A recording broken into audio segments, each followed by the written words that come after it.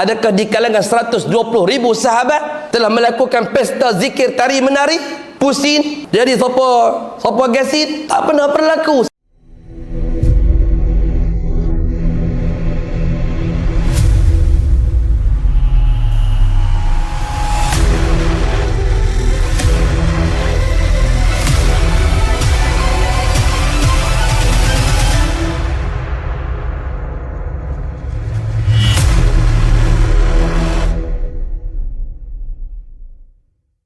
Oleh sebab itu, generasi ini dilatih untuk senantiasa menjadi hamba yang layak hanya sanya kepada Allah Subhanahu wa taala.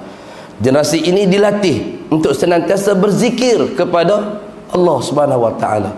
Generasi ini faham apa yang dikatakan oleh Nabi sallallahu alaihi wasallam, perbezaan di antara orang yang berzikir dengan orang yang tidak berzikir adalah perumpamaan seperti orang yang hidup dengan orang yang mati. Sudah tentu ada perbezaan yang sangat jauh dan ketara di antara orang yang hidup dengan orang yang mati. Generasi ini memilih untuk menjadikan mereka itu manusia yang hidup, yang memang benar-benar hidup. Hidup bukan sekadar pada zahirnya, tapi hidup juga pada hatinya. Maka mereka ini senantiasa dilatih untuk melazimi zikir kepada Allah Subhanahu wa taala. Dengan zikir-zikir yang diajarkan oleh baginda Nabi kita Muhammad sallallahu alaihi wasallam, itu yang sudah pasti. Kalau generasi ini memahami bahawa golongan yang berzikir itu ialah mereka yang berzikir kepada Allah dalam keadaan berdiri, dalam keadaan duduk, maka golongan tarikat mengatakan tu Nabi, tu Allah mengatakan allazina yazkurunallaha qiyaman. Geng-geng Wahabi ni dia tak faham. Sebab tu dia ni apa? Dia cetek, dia buta huruf. Sebab tu dia tak boleh nak terima orang yang zikir berdiri, zikir menari. Wahabi tak boleh terima, dia kata. Kita sebut nama Wahabi lah senang kan. Sebut nama Salaf pula apa lagi payah pula. Hak tu yang kalimah yang sering meniti di bibir mereka. Dia kata Wahabi tak faham. Habis para sahabat tak faham. Ayat yang diturunkan kepada mereka, depan mereka oleh sahibul risalah Nabi Muhammad sallallahu alaihi wasallam. Mereka terlebih dahulu membaca ayat tersebut daripada kita. Alladzina yazkurunallaha qiyaman wa qu'udan wa 'ala junubihim. Adakah di kalangan 120 ribu sahabat telah melakukan pesta zikir, tari menari, pusing, jadi sopo gasin? Tak pernah berlaku. Sebab zikir pada ketika berdiri itu adalah seperti kita nak masuk tandas bagi yang boleh berjalan. Kita mengesot ke? Tak, kita berdiri di hadapan tandas. Kita baca doa, Allahumma inni a'udzubika minal khubsi wal khaba'is. Itulah zikir ketika berdiri. Kita keluar daripada tandas, keluar kita duduk ke? Tak. Kalau duduk pakai kantoro lagi itulah kita berzikir. Ghufranaka. Alhamdulillahillazi azhaba 'anil adza wa 'afani. Kita berdiri ketika kita berzikir kepada Allah Subhanahu wa taala. Waktu kita duduk makan, kita baca doa makan, bismillah wa 'ala barakatillah. Kita sedang berzikir pada ketika kita sedang duduk. Waktu lepas solat, kita berzikir ketika kita sedang duduk. Kita sedang berbaring, kita baca doa tidur, kita baca ayat kursi 3 qul, tasbih, tahmid, takbir 33. Itu bermaksud kita berzikir pada ketika kita sedang berbaring. Wa 'ala jambi, di atas lambung kita. Itulah kefahaman zikir di sisi Ahlussunnah wal Jamaah. Bukan melompat, iya, pusing, salah, pusing. Kalau benda tu diriwayatkan dengan jelas, dah ada dah.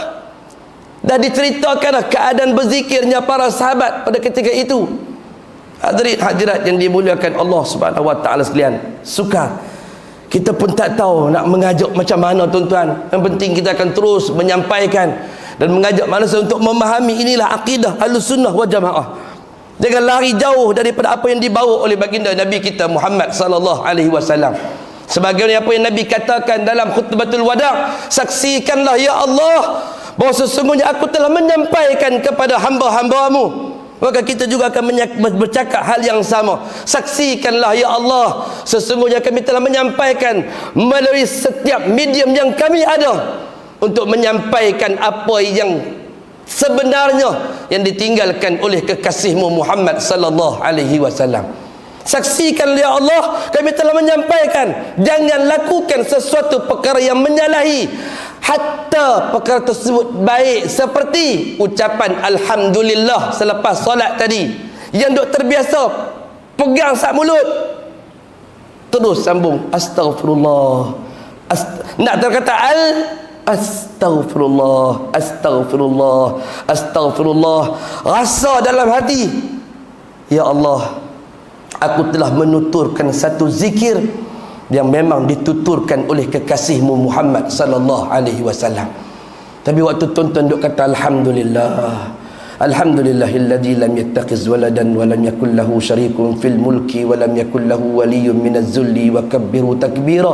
Tuan-tuan kena tahu, itu ucapan zikir yang ada dalam ayat Quran yang iblis bawa keluar untuk suruh tuan-tuan baca, untuk nak bagi tuan-tuan seronok dalam talbis iblis, dalam belitan iblis, dalam keadaan tuan-tuan telah meninggalkan zikir yang telah diajarkan oleh kekasih yang tuan-tuan kata dia kekasih tuan-tuan, iaitu Nabi Muhammad sallallahu alaihi wasallam. Kalau dia kekasih, qul in kuntum tuhibbunallah fattabi'uni yuhibbukumullah. Quran mengatakan kepada kita, wahai Muhammad, katakan kepada mereka, jika mereka cintakan Allah, fattabi'uni, ikutlah Nabi Muhammad sallallahu alaihi wasallam. Jangan ikut agamawan, syekh dan sebagainya yang meninggalkan ajaran yang dibawa oleh Nabi kita Muhammad sallallahu alaihi wasallam. Tuan-tuan boleh faham tak ni? Nak faham tak? Ibu-ibu di belakang faham? Nampak angguk tu, saya sangat mengharapkan ibu-ibu, bapa-bapa semua faham apa yang sedang saya sampaikan.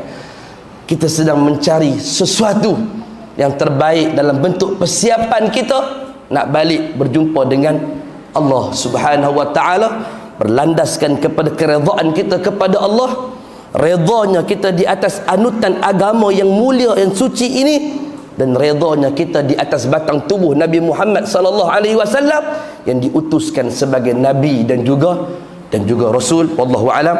Kita akan sambung lagi perbincangan tentang zikir orang-orang yang soleh ini dalam kuliah kita yang akan datang. Semoga Allah Subhanahu wa taala memberikan kebaikan dan kebajikan kepada kita semua insya-Allah.